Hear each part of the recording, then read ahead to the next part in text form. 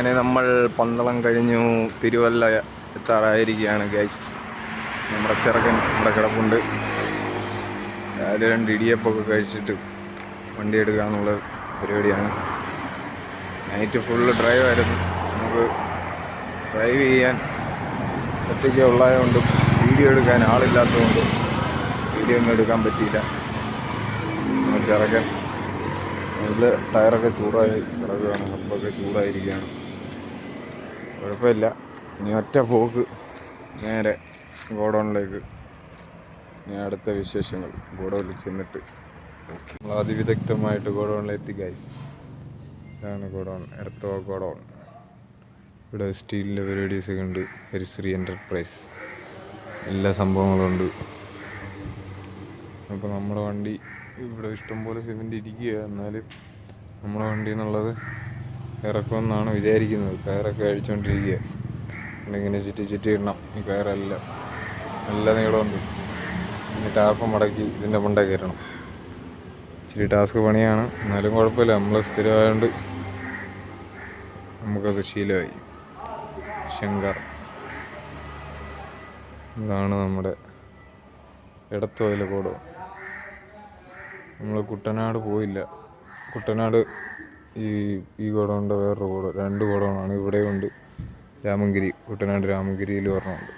ഇത് എടത്തുവയിലാണ്, തിരുവല്ലയിൽ നിന്ന് ആലപ്പുഴയ്ക്ക് പോകുന്ന റോഡിൽ.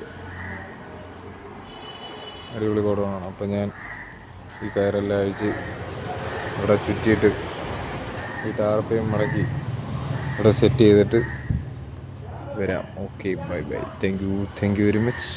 അങ്ങനെ ഗായ്സ്, നമ്മുടെ ടാസ്ക് കഴിഞ്ഞിരിക്കുന്നു. നമ്മൾ ടാർപ്പെല്ലാം മടക്കി സെറ്റ് ചെയ്ത് കയറും അടിയിൽ ചുറ്റി വെച്ച് മടക്കി കയറും നീട്ടി കൂട്ടപ്പനായി ഇറങ്ങി. ഇനി അവന്മാരെ ഇറക്കാതിരിക്കുകയോ എന്തെങ്കിലും ചെയ്യട്ടെ. ഇതിൻ്റെ പാക്കറ്റ് ഉണ്ടോ? വ്യത്യാസമുണ്ട്. പഴയ പാക്കറ്റല്ല, ഇത് വ്യത്യാസമുണ്ട്. പഴയ പാക്കറ്റ് സിൽവർ പാക്കറ്റാണ്. ഈ കളറാണ്.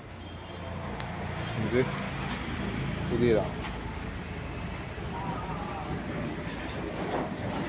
നമ്മളെ ചെറുക്കൻ്റെ ടാർപ്പൊക്കെ അഴിച്ച് ഡോറൊക്കെ അഴിച്ച് സെറ്റ് ചെയ്ത്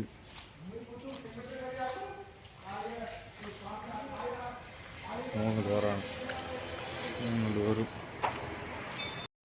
സിമെൻ്റൊക്കെ ഇറക്കി കിട്ടാനാണ് പാട്. ചെറിയ വണ്ടികളിൽ ഓർഡർ അനുസരിച്ച് കയറ്റി വിടത്തേ ഉള്ളൂ. 50, 100 അങ്ങനെ. പിന്നെ 300-ൻ്റെ വണ്ടി വരെ ഉണ്ട് ചെറിയ വണ്ടികൾ. അത് വണ്ടി അവരുടെ ആവശ്യാനുസരണം കയറ്റി കൊണ്ടുപോകും. പിന്നെ ബാക്കിയുള്ളത് ഇവിടെ ഇറക്കി വെക്കും ഗോഡൗണിൽ.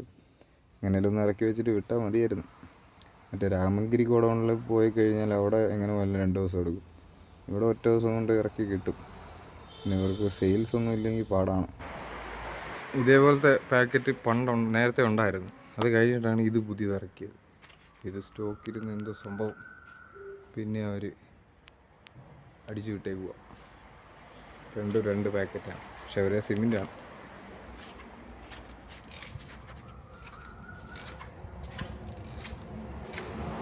അങ്ങനെയാണ്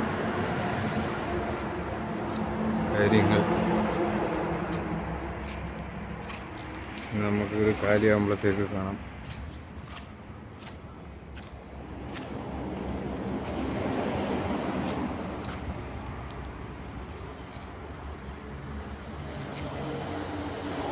റേഞ്ചിനൊരു ബുദ്ധിമുട്ടുണ്ട്, എങ്കിലും വൈഫൈ ഉണ്ട്. പാസ്വേഡ് മേടിച്ചിട്ട് വൈഫൈ സെറ്റ് ചെയ്യാൻ പോവുകയാണ് ഗൈസ്.